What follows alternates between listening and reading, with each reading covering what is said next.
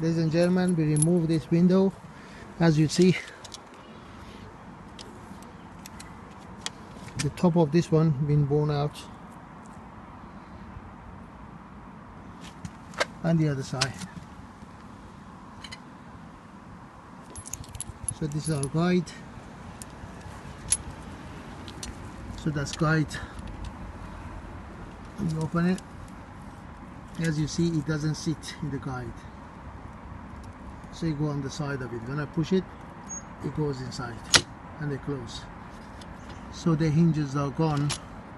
So what we do, we just remove the guide to get the new hinges. As you see, it's not going to sit in the place. Stuck. The finger goes inside. Now close. Each side the same thing. That's our guide. When we put the guide in it, see, it's not going to sit properly. You must push it by hand, and that goes in. So you pull the front of the top of the window to the frame. You open it again. It's open fully. When it goes down, that's it. It didn't go to the place. I'll push it back.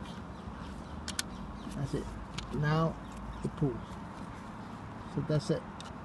That's the place should be, not on the side. So we need the new hinges. Push it from here.